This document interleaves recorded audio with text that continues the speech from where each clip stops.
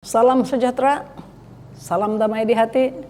Puji Tuhan karena kita berkesempatan sekali lagi di malam yang ke-12 kumpulan umum anjuran pelayanan wanita wilayah 6. Puji Tuhan karena pada saat ini dan pada malam ini kita sekali lagi diberi kesempatan untuk hadir beramai-ramai. Nah, saudara dan saudari, saya ingin perkenalkan pegawai yang bertugas pada malam ini. Pemimpin puji-pujian akan dilakukan oleh Puan Holina Dulan. Doa pembuka juga akan dilayangkan oleh Puan Holina Dulan. Manakala lagu istimewa Even John datang daripada Kelawat dan doa penutup akan dilayangkan oleh pembicara kita. Begitulah perkenalan pegawai-pegawai yang bertugas pada malam ini. Baiklah, meneruskan acara pada malam ini, kita serahkan masa dan tempat ini kepada Puan Holina untuk meneruskan kebaktian dalam puji-pujian. Silakan Puan Holina. Selamat malam para wanita beriman, dan tidak juga lupa saya ucapkan kepada semua umat Tuhan di mana sahaja berada pada malam ini. Puji Tuhan, sekali lagi kita bersama pada malam ini untuk menyambung kembali pendengaran kita akan pelajaran-pelajaran yang akan disampaikan sebentar nanti. Untuk memulakan puji-pujian kita pada malam ini, elok saya bawa semua untuk berdoa. Mari kita berdoa. Allah Bapa kami yang bersemayam di dalam kerajaan syurga, puji syukur kami panjat kehadirat-Mu, sebab Engkau telah menyatukan kami di dalam perkumpulan kami pada malam ini. Kami mohon kuasa Roh Kudus dari syurga Engkau turunkan kepada kami setiap satu, dimanapun kami berada, agar segala firman Tuhan yang akan kami dengar sebentar nanti akan masuk ke dalam hati dan pemikiran kami, dan bekerja di dalam kehidupan kami, membawa kami lebih dekat kepadamu. Terima kasih Bapa, Engkau melengkapi segala keperluan kami. Kami serahkan semua ini di dalam nama Yesus Kristus yang menjadi juru selamat kami. Amin. Mari kita memuji nama Tuhan di dalam LPMI nomor 38, Yesus Sahabat Terindah.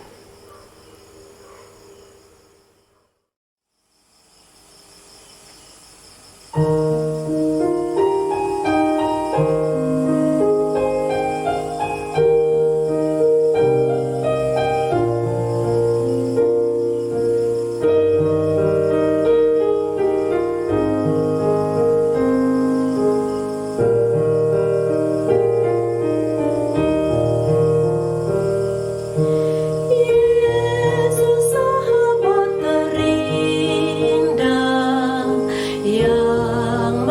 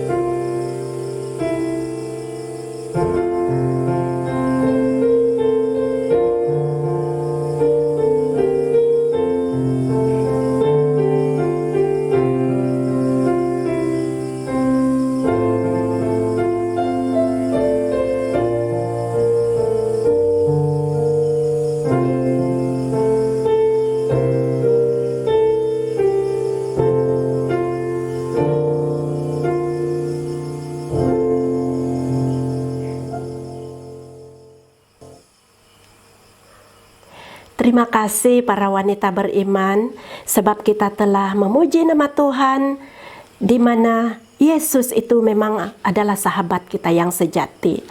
Untuk lagu kita yang kedua, kita teruskan menyanyi di dalam LPMI 177, Berdiri Karena Yesus.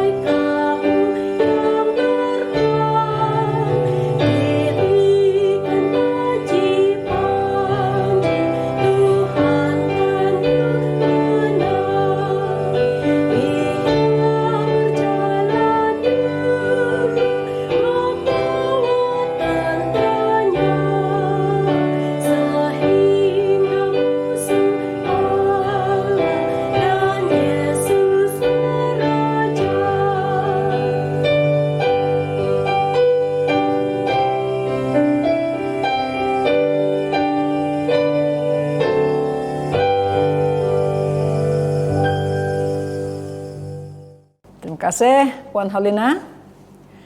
Dan sekarang ini kita akan jemput Puan Holina sekali lagi untuk melayangkan doa pembuka. Silakan Puan Holina. Mari kita semua tunduk kepala dan saya pimpin di dalam doa. Ya Allah Bapa kami yang bersemayan di dalam kerajaan surga, puji syukur kami panjat ke hadirat-Mu pada malam ini Bapa. Sekali lagi kami bersama-sama untuk berkumpul di alam maya ini untuk mendengar firman Tuhan yang akan disampaikan oleh penceramah yang telah diutus untuk malam ini. Kami memohon Bapa agar Engkau memberikan tunjuk ajar pendidikan dari surga kepada penceramah kami yang dikasihi Puan Debbie Saulchan, agar apa yang akan dia sampaikan pada malam ini akan menjadi berkat berlimpah, keteguhan iman kerohanian kami kepadamu, supaya kami sebagai umat-umat Tuhan yang terpilih tidak akan sia-sia menunggu kedatangan Tuhan yang kedua kali untuk menjemput kami datang ke kerajaan surga. Ya Bapa, kami memohon agar Engkau menyertai kami sepanjang acara ini pada malam ini, supaya kami terhindar daripada segala kuasa-kuasa kegelapan. Terima kasih Bapa. Engkau mendengar doa kami, Engkau menjawabnya menurut kemurahan hati Bapa. Semua ini kami serahkan di dalam nama Yesus Kristus yang telah menjadi Juru Selamat kami. Amin. Dengan layangan doa pembuka tadi, kita akan terus dengan lagu tema kita, I Will Go. Mari kita sama-sama menyanyikan lagu tema dengan penuh semangat, I Will Go.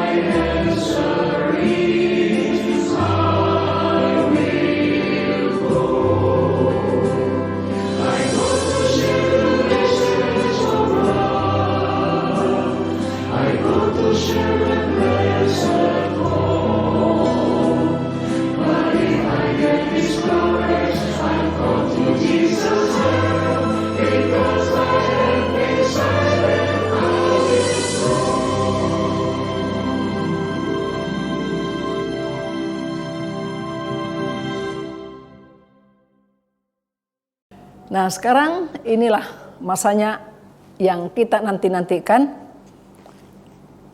untuk mendengar firman Tuhan yang akan disampaikan oleh hamba Tuhan yang jauh dari tempat kita.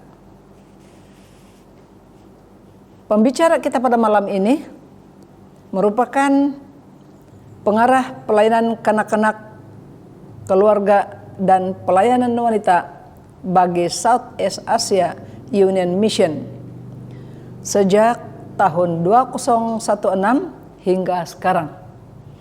Di samping itu, dia juga melayani di Singapore Adventist Conference sebagai pengarah pelayanan kanak-kanak, keluarga, dan pelayanan wanita serta Shepherdess International Coordinator dari tahun 2012 sampai 2015. Pembicara kita pada malam ini mempunyai pengalaman yang luas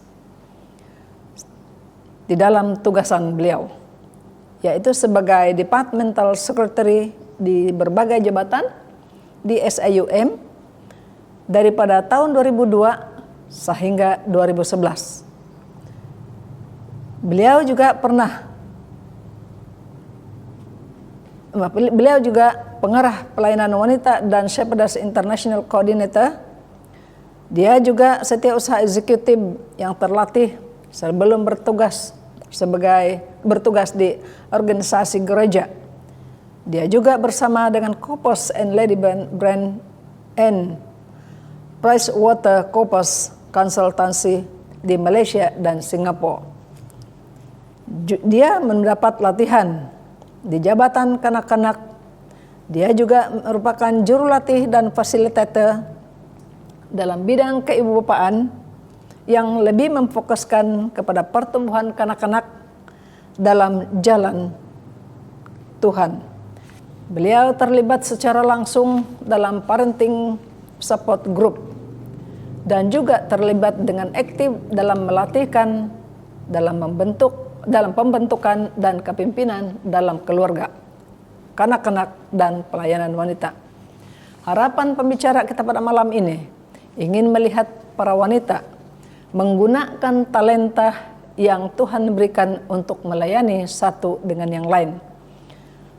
Pembicara kita pada malam ini sudah berkawin dengan Pastor Mark Chan yang telah bersarah baru-baru ini dan sekarang melayani di Marketplace Minister. Hasil dari perkawinan itu, mereka telah dikurniakan dengan 2 orang putri yang sulung Jenely berumur 21 tahun dan yang bungsu berumur 16 tahun. Beliau ialah Puan Debbie Sol Chan. Mari kita alu-alukan beliau dan mari kita dengar khotbah yang akan disampaikan. Silakan Puan Debbie. Selamat malam tuan-tuan dan puan-puan. Adakah kamu pernah terfikir tentang apa yang akan terjadi apabila seseorang itu meninggal dunia? Kemanakah mereka pergi? Bolehkah si mati mendengar kita? Adakah kamu takut saudara kamu yang sudah meninggal akan melawat kamu?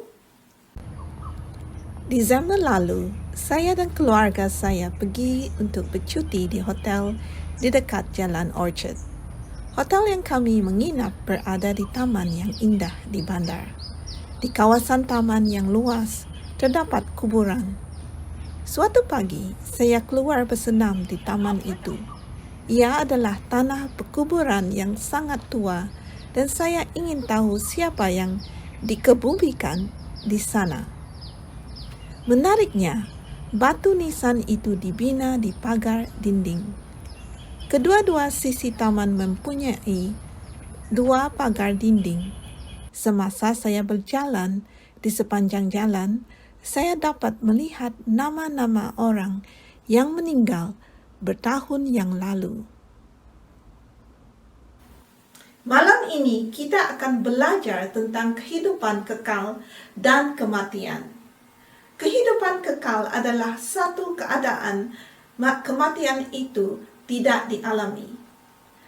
Penterjemah Alkitab menggunakan perkataan hidup kekal untuk menterjemah istilah Yunani athanasia atau tidak mati dan aptarsia tidak fana. Alkitab mengajar kita bahawa hanya Tuhan yang abadi. Di dalam 1 Timotius 6 ayat 16, Dialah satu-satunya yang tidak takluk kepada maut, bersemayam dalam terang yang tak terhampiri. Seorang pun tak pernah melihat dia, dan memang manusia tidak dapat melihat dia. Baginya lah hormat dan kuasa yang kekal. Amin. Semua kehidupan, termasuk manusia, datang dari Tuhan. Kita hidup hanya kerana Tuhan memberikan kita kehidupan. Kehidupan yang kekal tidak diwarisi oleh manusia, tetapi ia adalah satu syarat kepada hubungan kita dengan Tuhan. Di dalam Kisah 17 ayat 25, dan juga tidak dilayani oleh tangan manusia seolah-olahlah kekurangan apa-apa, kerana dialah yang memberikan hidup dan nafas dan segala sesuatu kepada semua orang. Terus di dalam ayat 28, sebab di dalam dia kita hidup, kita bergerak, kita ada. Seperti yang telah juga dikatakan oleh pujangga-pujanggamu, sebab kita ini dari keturunan Allah juga. Apabila Tuhan mencipta Adam dan Hawa, Dia memberikan mereka kebebasan memilih, dan kewujudan mereka bergantung kepada ketaatan mereka dalam kuasa Tuhan.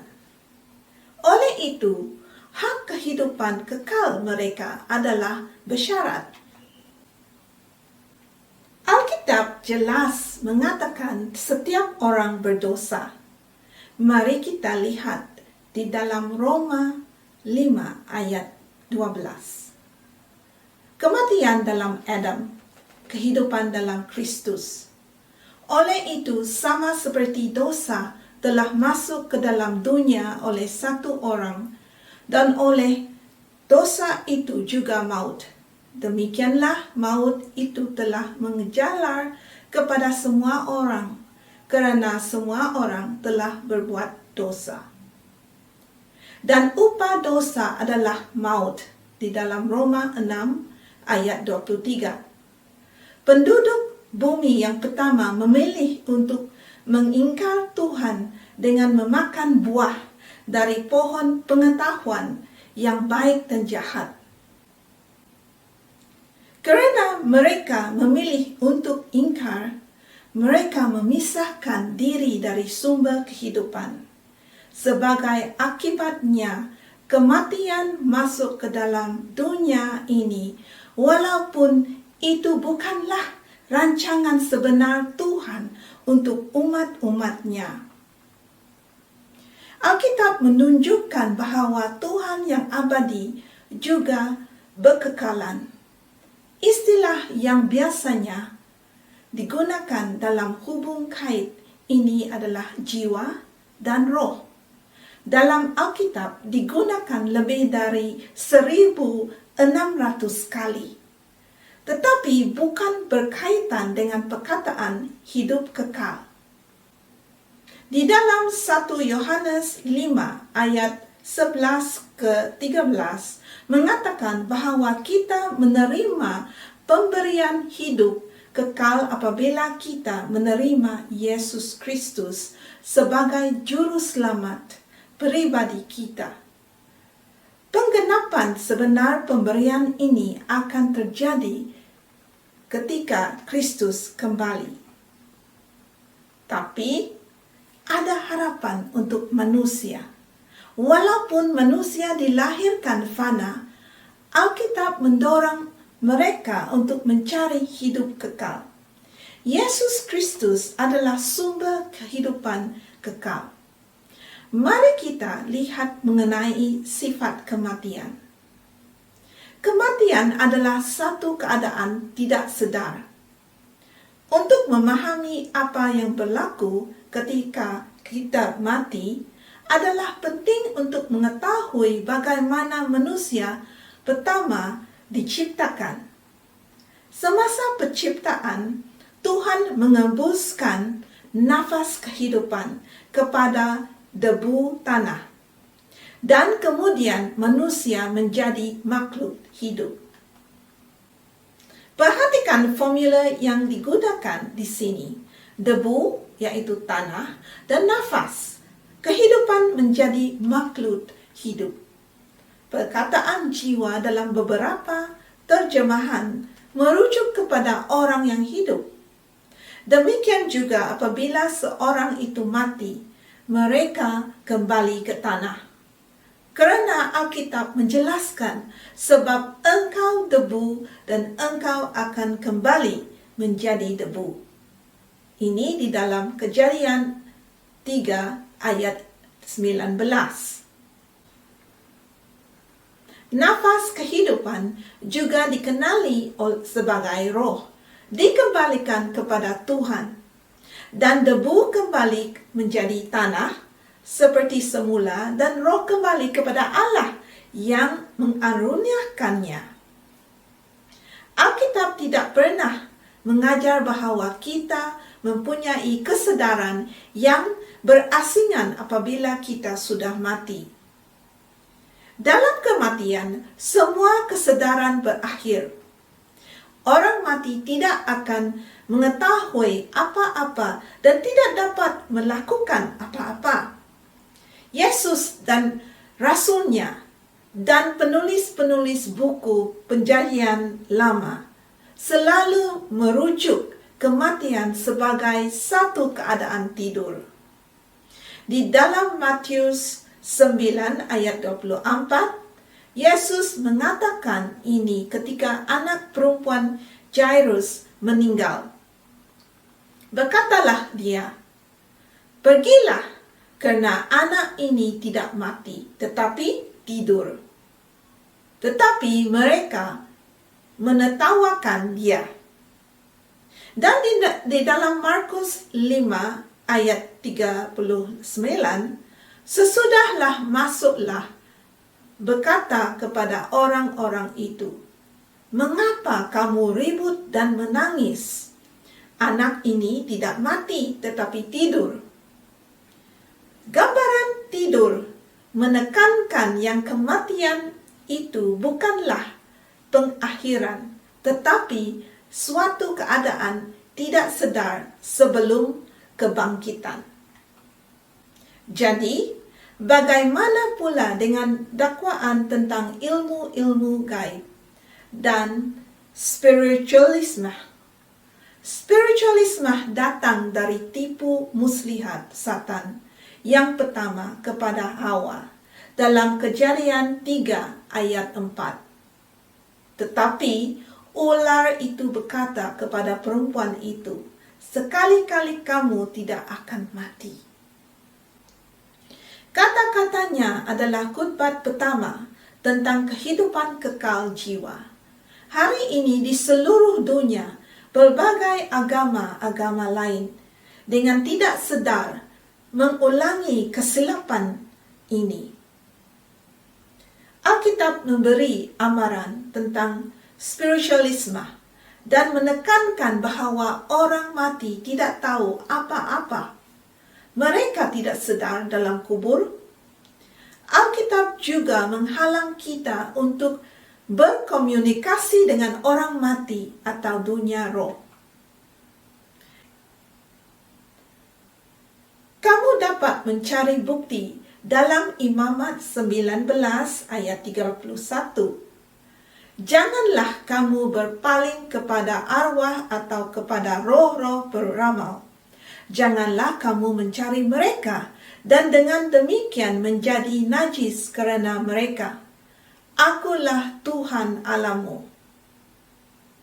Setan menggunakan spiritualisme untuk memperdayakan pelayanan dengan menggunakan tanda-tanda dan mujizat dalam usaha terakhirnya untuk membawa orang-orang kepada dia. Apabila kita mempelajari Alkitab, terdapat dua kematian. Kematian pertama dan kematian kedua. Semua orang akan menghadapi kematian pertama apabila mereka mati sebelum kedatangan Yesus yang kedua kali.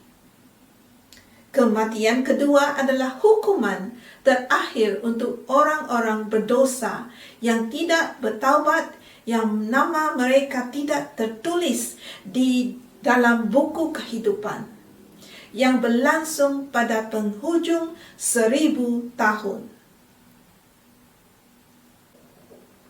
Lalu maut dan kerajaan maut itu dilemparkan ke dalam kerajaan api. Itulah kematian kedua, lautan api. Dan setiap orang yang tidak ditemukan namanya tertulis di dalam kitab kehidupan itu, ia dilemparkan ke dalam lautan api itu. Ini dalam Wahyu 20 ayat 14 dan 15. Alkitab juga menggunakan perkataan seperti binasa dan hancur untuk menjelaskan takdir orang-orang yang tidak bertaubat. Di dalam 2 Petrus 3 ayat 7, ia berkata, "Tetapi oleh firman itu juga langit dan bumi yang sekarang terpelihara dari api dan disimpan untuk hari penghakiman dan kebinasaan orang-orang fasik." Di dalam Malaikhi 4 ayat 1, bahwa sesungguh-sungguhnya hari itu datang, menyala seperti perapian, maka semua orang gegabah dan setiap orang yang berbuat fasik menjadi seperti jerami dan akan terbakar oleh hari yang datang itu. Firman Tuhan semesta alam.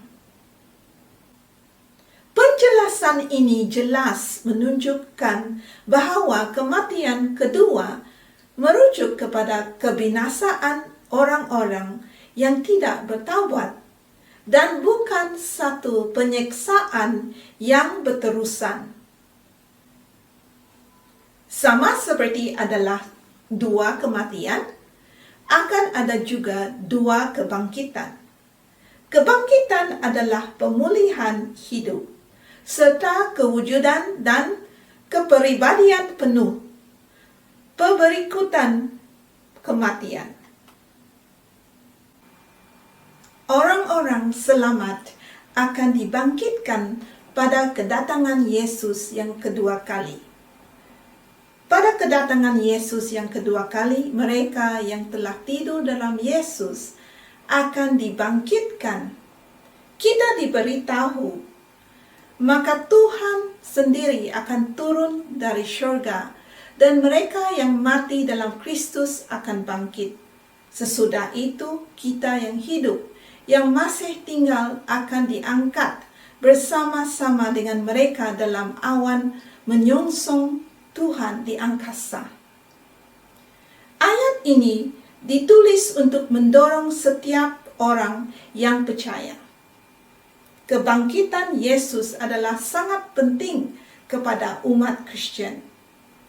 Rasul Paulus memberitahu kita bahwa jika Yesus tidak bangkit dari kematian, pemberitaan kita adalah sia-sia. Dan kepercayaan kita pun sia-sia. Tetapi Yesus benar-benar dibangkitkan di antara orang mati. Tambahan lagi, Allah membangkitkan Tuhan dengan kuasanya dan Dia juga akan membangkitkan kita. Ini dalam 1 Korintus 6 ayat 14.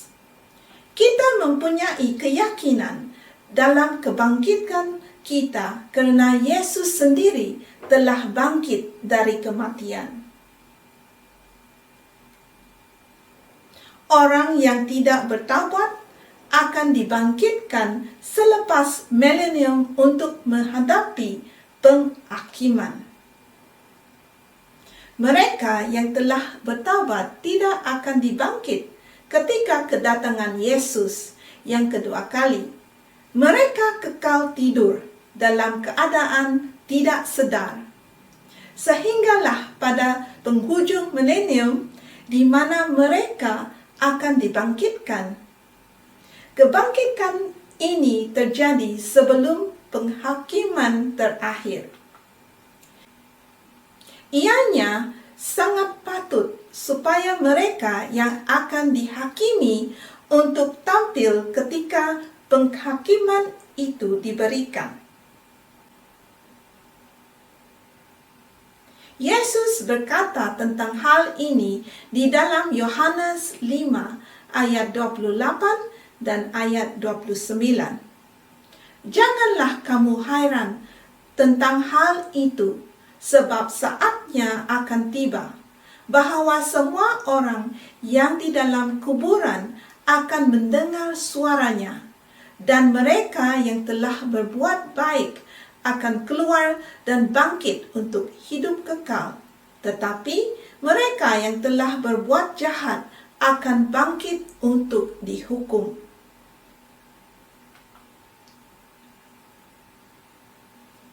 Tuhan memberikan karunia hidup kekal kepada setiap orang yang percaya dalam Yesus Kristus. Pada kedatangan Yesus yang kedua kali, orang yang selamat akan diubah dan akan mengenakan hidup kekal. Di dalam 1 Korintus 15 ayat 52 ayat 53. Sebab nafiri akan berbunyi dan orang-orang mati akan dibangkitkan dalam keadaan yang tidak dapat binasa, dan kita semua akan diubah. Kerana yang dapat binasa ini harus mengenakan yang tidak dapat binasa, dan yang dapat mati ini harus mengenakan yang tidak dapat mati.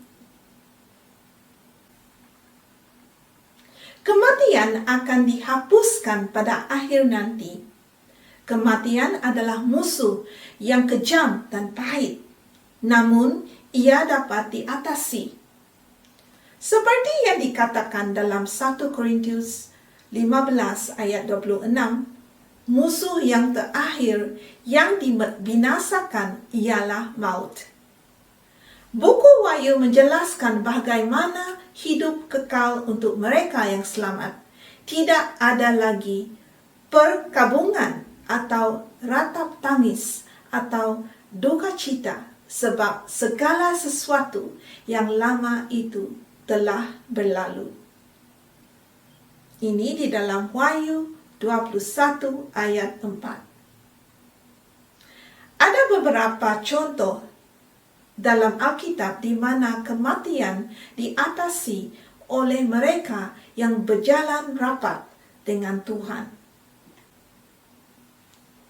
Musa mengharapkan untuk masuk ke tanah perjanjian selepas memimpin umat-umat Tuhan keluar dari Mesir dan menggembara di padang gurun selama 40 tahun. Namun, karena kesilapannya, dia tidak dibenarkan masuk ke tanah perjanjian. Tuhan juga membelas kasihan. Dia membawa Musa ke Gunung Nebo untuk menunjukkan Tuhan tanah perjanjian, dan Tuhan juga menunjukkan pemandangan yang akan datang kepada Musa sebelum dia mati. Musa mengalami kematian. Nyonya White berkata, setelah melihat Canaan dan puas, dia berbaring seperti seorang pejuang yang letih untuk berehat. Tidur menghampirinya, tetapi itu adalah tidur kematian. Malaikat menguburkan dia di lembah. Orang Israel tidak pernah dapat menemukan tempat di mana dia dikebumikan. Nyonya White juga menyinggung bahawa Kristus membangkitkan semula tubuh Musa itu dari tulisannya di dalam hadiah rohani. Kawan baik Yesus, Lazarus, dibangkitkan selepas meninggal selama 4 hari. Semasa Yesus tiba di Bethany, dia mendapatkan Lazarus sudah mati dan sudah 4 hari berada di kuburnya.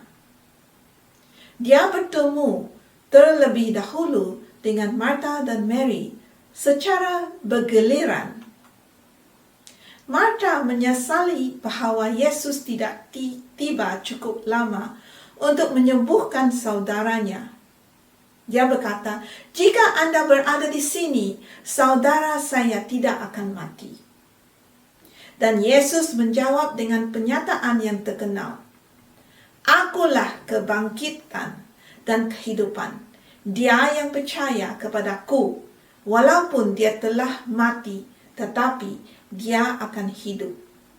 Dan barang siapa yang hidup dan percaya padaku, tidak akan pernah mati.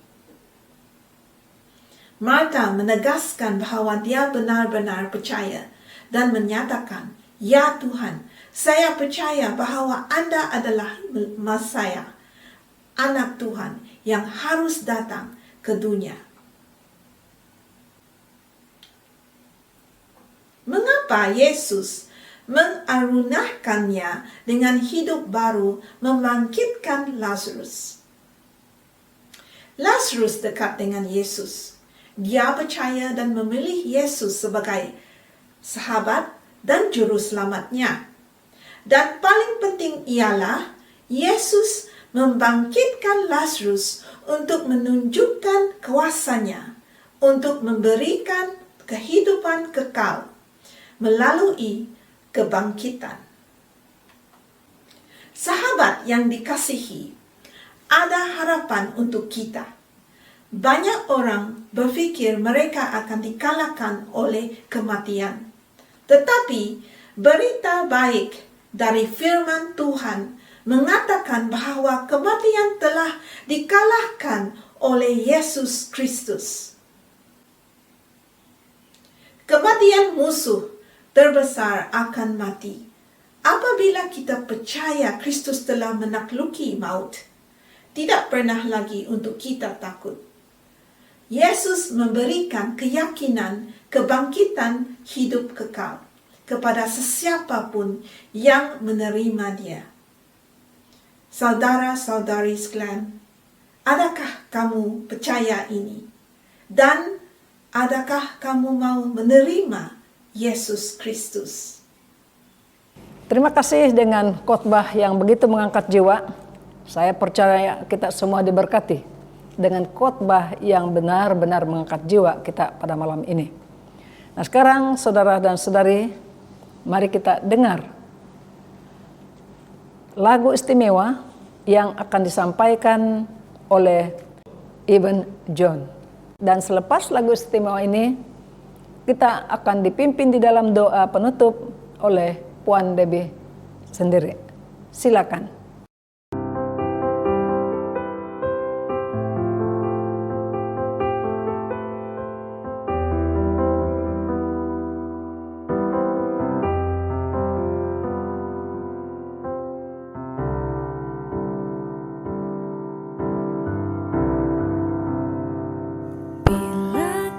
Izinkan sesuatu terjadi.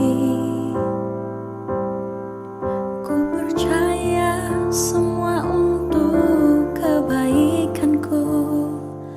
Bila nanti telah tiba waktumu, ku percaya kuasa-Mu memulihkan hidupku.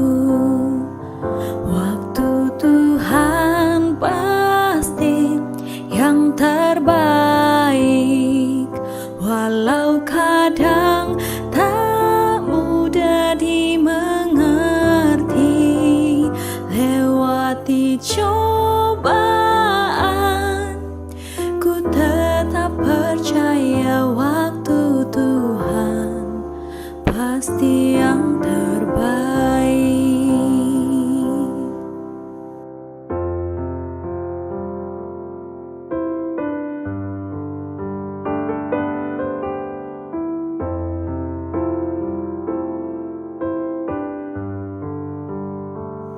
Bila Kau izinkan sesuatu terjadi, ku percaya semua untuk kebaikanku. Bila nanti telah tiba waktumu, ku percaya kuasa-Mu memulihkan hidupku. Tuhan pasti yang terbaik, walau kadang tak mudah dimengerti. Lewati cobaan, ku tetap percaya waktu Tuhan pasti yang terbaik.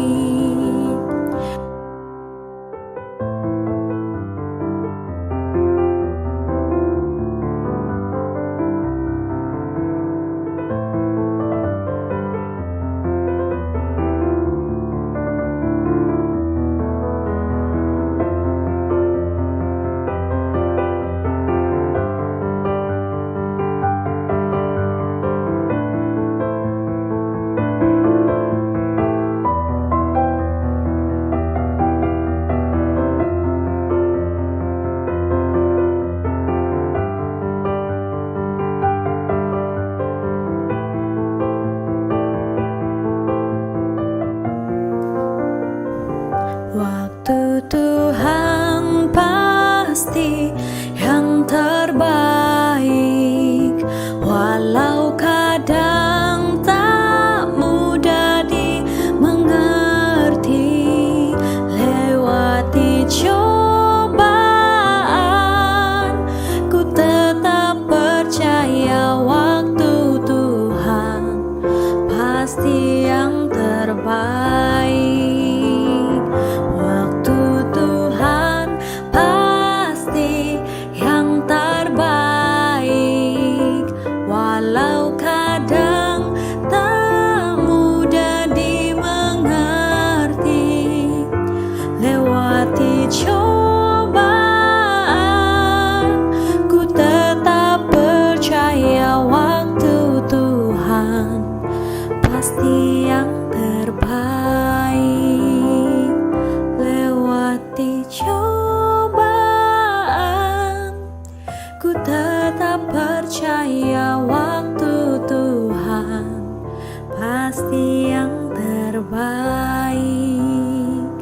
Lewati cobaan, ku tetap percaya waktu Tuhan pasti yang terbaik.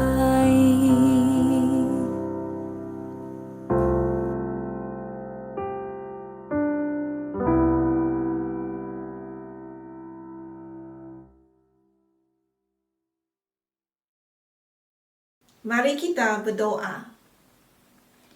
Ya Bapa di surga, terima kasih untuk kebenaran tentang kematian dan harapan kami ada untuk mengalahkan kematian. Ampuni kami untuk keraguan kami dan dorong kami untuk menerima kebenaran dan mengaplikasikan ini ke dalam hidup kami sehari-hari. Bantu kami berjalan dekat dengan-Mu setiap hari dan biarkan kami sentiasa beriman supaya kami dapat melihat-Mu muka dengan muka nanti. Berkati kami dengan kedamaian dan keyakinan ini. Lindungi kami dalam naungan-Mu. Kami berdoa dalam nama Yesus Kristus. Amin. Amin dan puji Tuhan. Dengan tayangan doa penutup itu tadi, saudara dan saudari, maka berakhirlah kumpulan umum kita pada malam ini. Jangan lupa besok datang lagi. Dengan bawa kawan-kawan, sharekan link kita ini kepada rekan-rekan kita di luar. Tuhan memberkati. Selamat malam.